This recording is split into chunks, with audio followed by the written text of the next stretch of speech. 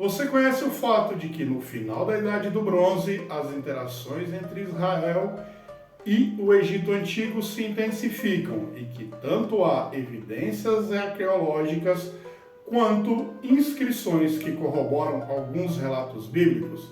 Assista o vídeo até o final que você vai entender.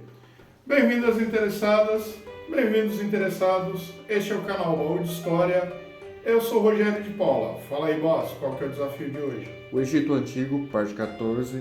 Lembrando que este vídeo é a continuação da série que estamos fazendo sobre o Egito Antigo, eu vou deixar na tela final um card com todos os vídeos. Com o final da 20ª dinastia de faraós do Egito Antigo, a civilização egípcia entra no período que recebe o nome de Terceiro Período Intermediário. O final do período do Império Novo foi extremamente conturbado em um contexto de reinados curtos, constantes revoltas e golpes de estados. Um outro fator foi o fortalecimento dos sacerdotes de Amon, especialmente na cidade de Tebas.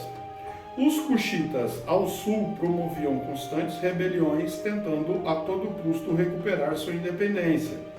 E mais um elemento extremamente relevante foi a perda de territórios no Oriente Médio, e os líbios tinham conquistado os territórios na fronteira ocidental até a região do delta do Nilo. Quando Ramsés XI, o último faraó da 20ª dinastia, faleceu, possivelmente no ano de 1069 a.C., foi sucedido por seu tiate, chamado Esmendes, que possivelmente era casado com a filha de Ramsés XI, chamada Tentamon, ou promoveu o casamento como uma forma de legitimar seu direito ao trono. Esmendes transferiu a capital do Império Egípcio para a cidade de Tanis, transferindo muitos materiais de Pi-Ramsés para a nova capital, onde utilizou para erguer os novos monumentos e também promoveu obras de restauração nos templos de Karnak e Luxor. Embora Esmendes tenha reivindicado o título de faraó, conseguiu governar apenas a região norte do Império Egípcio. A região sul permaneceu controlada pelos sacerdotes de Amon, que reconheceram a ascensão de Esmendes ao trono apenas como uma formalidade, enquanto os sacerdotes de Amon, liderados principalmente pelo sacerdote Pianki, governavam o sul do Egito, principalmente após sufocarem uma revolta na Núbia, o que pode ter gerado uma popularidade ainda maior para os sacerdotes de Amon. Quando Esmendes faleceu por volta do ano de 1044 a.C., foi sepultado na cidade de Tanis. Entretanto, seu túmulo nunca foi encontrado. Esmendes é considerado o fundador da 21ª dinastia de faraós do Egito Antigo.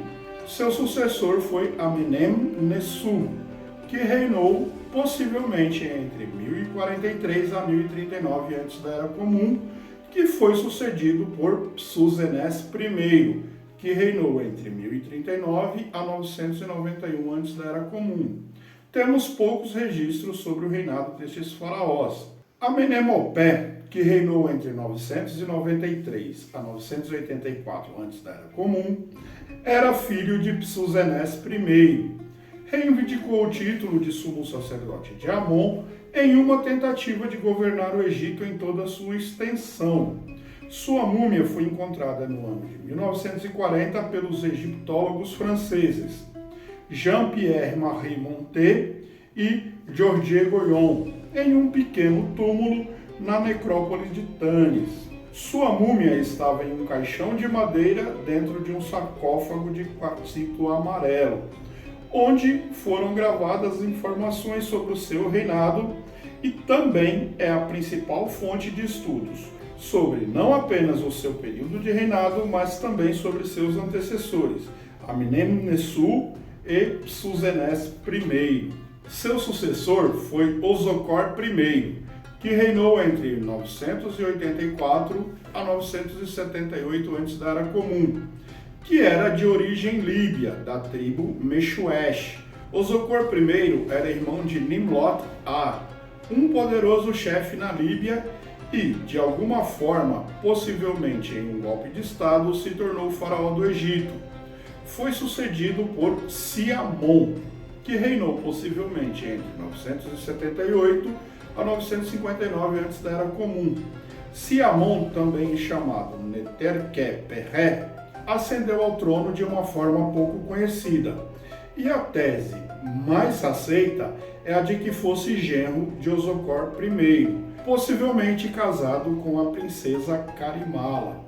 As obras e monumentos cuja construção são atribuídas ao reinado de Siamon são extraídos do trabalho do egiptólogo francês Nicolas Grimala, como, por exemplo, a construção do Templo de Horus na cidade de Messene e o novo Templo de Amon na cidade de Mênfis. Siamon é geralmente representado em gravações nas colunas dos templos, brandindo uma massa de batalha contra seus inimigos.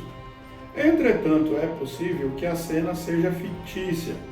Existe uma esfinge de bronze com o rosto de Siamon que está em exposição no Museu do Louvre. Embora muitos historiadores defendam uma relação entre o faraó Siamon e o personagem histórico real que também aparece no relato bíblico como Salomão, rei de Israel, alegando uma inimizade histórica e comum a ambos os povos com os filisteus, que, como já vimos neste canal, eram descendentes dos povos do mar, esta alegação representa anacronismos, uma vez que os períodos de reinado de Siamon e de Salomão não podem datar da mesma época, seguindo as próprias evidências históricas. E também não há evidências de uma aliança militar entre o Egito e Israel neste período.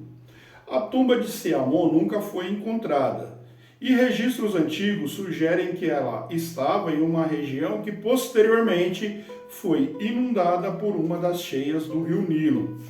Foi sucedido por Psusenés II, que reinou entre 959 a 945 a.C. da Era Comum e foi o último faraó da 21ª dinastia. Uma das poucas evidências sobre o reinado de Psusenés II é uma gravação em pedra no Templo de Ábidos, onde há o registro de Psusenés II como faraó e também como sumo sacerdote de Amon. Há também uma estátua esculpida em sua homenagem em um período posterior que está atualmente em exposição no Museu do Cairo. Seu sucessor, Sisaque I, promoveu uma campanha contra o reino de Israel durante o reinado de Roboão. Contarei essa história de forma mais detalhada no próximo vídeo desta série. Como vimos neste vídeo, alguns historiadores defendem uma relação entre o faraó Siamon e Salomão, rei de Israel. E nos vídeos anteriores estudamos a presença do Egito como potência em Canaã desde a Batalha de Megido no século XV a.C. da Era Comum. Algumas evidências indicam relações comerciais desde o quinto milênio antes da Era Comum entre o Egito e a região de Canaã. Lembrando que para os egípcios o termo Canaã ou Kenani era um indicador geográfico e por extensão faziam referência aos povos que habitavam a região, entre eles os israelitas. O registro mais antigo que eu encontrei foi a Egiptiaca de Maneto e os registros mais completos as obras A Necrópole Real de Tanis, do egiptólogo francês Jean-Pierre Marie Montet, e a obra História do Egito Antigo, do também egiptólogo francês Nicolas Christophe Grimala, e a obra O Terceiro Período Intermediário, do professor inglês Kenneth Anderson Kitchen. Se você assistiu o vídeo até aqui, dá o like e se inscreve no canal, que a gente precisa divulgar este conteúdo para mais pessoas. Temos vídeos novos quais dias, boss? Segundas e quintas. Comenta embaixo, me diga se você conhecia todos esses fatos. Se quiser, proponha um tema que eu faça um vídeo. Principalmente comente se você conhecia esta relação de evidências históricas entre os registros egípcios e o relato bíblico. Eu vou deixar na tela final um card com outro vídeo que talvez você goste e a playlist completa sobre essa série do Egito Antigo. Só clicar para assistir. Muito obrigado a todos. Até a próxima.